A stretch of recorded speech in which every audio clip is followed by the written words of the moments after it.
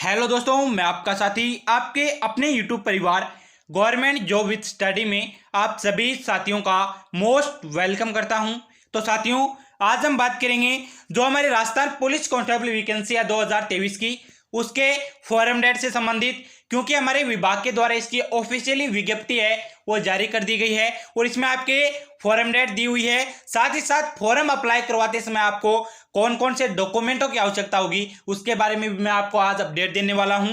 और ये सबसे मुख्य मेन पॉइंट है इसमें कि सीईटी में क्या इसमें लेवल रखा गया है और साथ ही साथ 15 गुना विद्यार्थियों को यहाँ पर बुलाया जाएगा फिजिकल के लिए या फिर 40%। इनमें से कौन से विद्यार्थी फॉर्म अप्लाई करवा सकते हैं इसके बारे में भी मैं आपको जानकारी देने वाला हूं।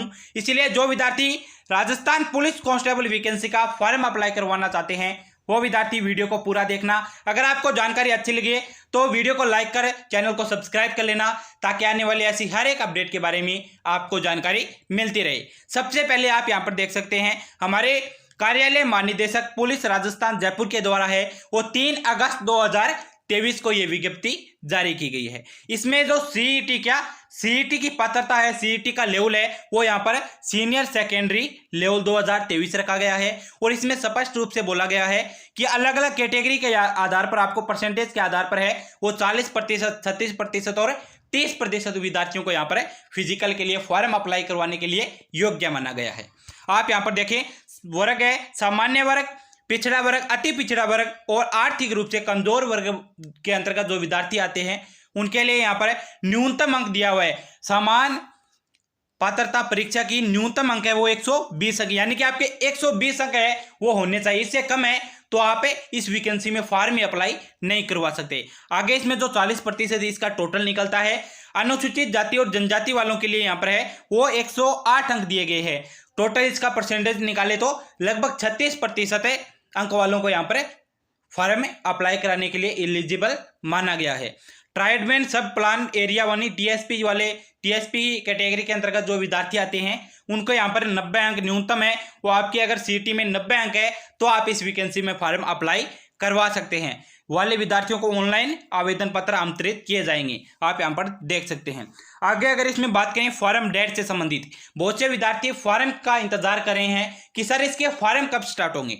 तो फॉर्म आप यहाँ पर देख सकते हैं 7 अगस्त 2023 से 27 अगस्त 2023 तक आपके फॉर्म लिए जाएंगे हमारे विभाग की ऑफिशियली वेबसाइट पर। आप यहाँ पर समाचार पत्रों में प्रकाशित होने के पश्चात और साथ ही साथ अगर आपके फॉर्म में कोई भी किसी भी प्रकार की गलती हो जाती है तो इसमें आपको सुधार के लिए यहाँ पर 28/8/2023 यानी कि 28 अगस्त से लेकर 30 अगस्त 2023 तक का यहाँ पर टाइम दिया गया है। 2-3 दिनों का यहाँ पर अपने फॉर्म में है वो कोई भी मिस्टेक हो जाती है, फॉर्म अप्लाई कराते समय कोई भी त्रुटि हो जाती है, उनको सुधारने का यहाँ पर आपको टाइम दिया गया है। आगे अगर इसमें बात करें हम इसके आवेदन शुल्क के बारे में, आवेदन पंजीयन शुल्क के बारे में, तो जो विद्यार्थी सामान्य वर्ग, ईडब्ल्यूएस और ओबीसी कैटेगरी के अंतर्गत आते हैं उनके लिए यहाँ पर 600 रुपये और जो विद्यार्थी एसटी, एससी या फिर पीडब्ल्यूडी या फिर आरक्षित वर्ग के अंतर्गत आते हैं उन विद्यार्थियों के लिए 400 रुपये आवेदन शुल्क रखा गया है। और जिन विद्यार्थियों ने वन टाइम रजिस्ट्रेशन करवा लिया है, राजस्थान में आपको पता ही होगा हमारे मुख्यमंत्री जी के द्वारा एक बड़ी घोषणा की गई थी कि जिन विद्यार्थियों ने वन टाइम रजिस्ट्रेशन करवाया है वो विद्यार्थी राजस्थान में होने वाली किसी भी वैकेंसी में फ्री फॉर्म अप्लाई करवा सकते हैं। अगर आपके पास वन टाइम रजिस्ट्रेशन करवाया हुआ है तो आपका किसी भी प्रकार का कोई इसमें शुल्क नहीं लिया जाएगा। आगे अगर इसमें हम बात करें कि इसमें क्या किस प्रकार से आपकी शैक्षणिक क्वालिफिकेशन रखी गई है, योग्यता रखी गई है और इसमें आपको किस प्रकार से लिया जाएगा, तो आप यहाँ पर भर्ती हेतु पात्र, योग्यता और छूट, भारत या मुख्य रूप से भारत का नागरिक, नेपाल, भूटान या फिर प्रजाजन नागरिक होना यहाँ पर अनिवार्य है। साथ ही साथ अभ्यर्थियों को देवनागरी लिपि, हिंदी लेखन का व्यावहारिक ज्ञान तथा राजस्थान की संस्कृति का ज्ञान होना आवश्यक है। और जिला पुलिस इंटेलिजेंट वाले विद्यार्थियों के लिए इसकी पोस्ट है उसके लिए आपको योग्यता है वो 12th पास होना चाहिए आप। और इसमें पुलिस दूरसंचार की पोस्ट है उसके लिए आपकी योग्यता है वो भौतिक विज्ञान, गणित और कंप्यूटर सब्जेक्ट से आपकी 12th पास होनी चाहिए, ये यहाँ पर कंडीशन रखी गई है। और जो विद्यार्थी कांस्टेबल ड्राइवर के पद पर है फॉर्म अप्लाई करवाना चाहते हैं उन विद्यार्थियों को स्पष्ट निर्देश दिया गया है कि आपका जो ड्राइविंग लाइसेंस है वो विज्ञप्ति जारी होने की दिनांक से 1 वर्ष पूर्व का होना यहाँ पर अनिवार्य है।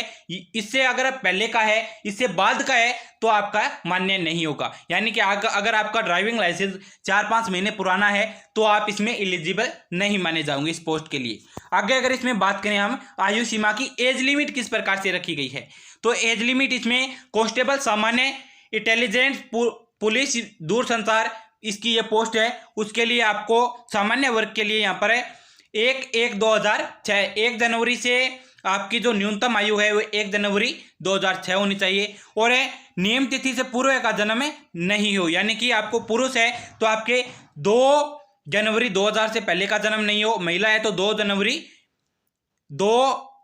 1995, इस प्रकार से आपकी यहाँ पर एज लिमिट है वो रखी गई है इस वैकेंसी में। और आयु की गणना आपकी है वो 1 जनवरी 2023 को आधार मानकर आयु की गणना इस वैकेंसी में की जाएगी। इस प्रकार से आप अलग अलग कैटेगरी के हिसाब से है वो आप यहाँ पर देख सकते हैं।